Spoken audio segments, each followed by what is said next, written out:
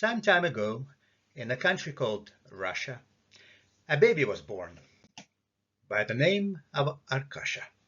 Now, as a rule, babies all look the same, but this one was different, with luck in his name, and more than just luck.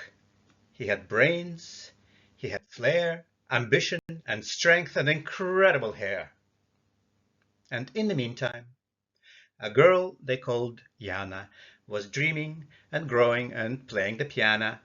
And somewhere, sometime, on some bus, on some street, Arkasha and Yana were destined to meet. And then there was music and love in the air, and there was Arkasha's incredible hair. So of course she said, "Da," when he asked for her hand.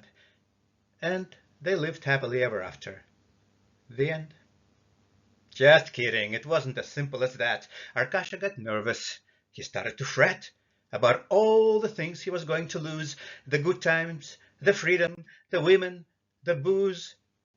Well, this was one offer he couldn't refuse. Yana's beauty and charm were too hard to resist. All doubts disappeared the moment they kissed. And then there was Mika, their one son and heir, who pulled out Arkasha's incredible hair. But a fistful of hair, when all's done and said, is a small price to pay for becoming a dad. Now, living in Soviet Russia was tough. But they had each other, and that was enough. That, and good friends, and a vodka or five, kept up their spirits and helped them survive. But tired of being abused and oppressed, the family decided to move to the West. Brezhnev said, "Нет, you can't leave Mother Russia." Well, he should have known not to mess with Arkasha. Just like in Egypt, a long time ago, there came the cry, "Let the Tubinschlags go!"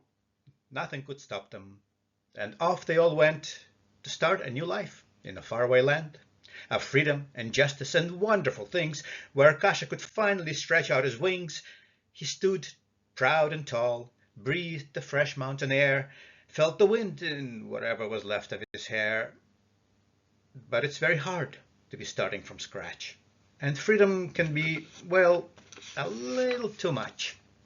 Arkasha escaped from the stress he was facing to gambling and drugs and religion and racing and women, of course. Well, you know how men are, especially men from the USSR. Although this was going a little too far. Well, Yana refused to get mad or to kvetch.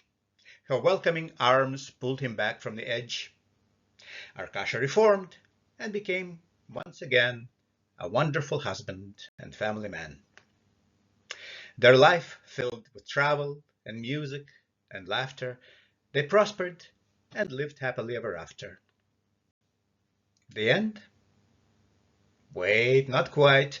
Mika, now fully grown, got himself a good woman, had kids of his own, who were worshipped and pampered and spoiled and force-fed by the grandest grandparents the world's ever had. Now, most folks would retire and play with their dentures, but these two were ready for brand new adventures. There were rivers to cross, there were songs left to sing, and who cares about age when you feel like a king? But nothing is permanent under the sun. One day he was there, the next he was gone, to that faraway land where all roads disappear. The end? Not at all. For Arkasha is still here, in memories and songs, in our hearts, in our minds, in nuggets of wisdom that he left behind, in stories passed down to the next generation, in moments of sadness and of celebration. So, let's fill our glasses and let's raise them high and drink to a man who would never say die and say "Do svidaniya" instead of goodbye.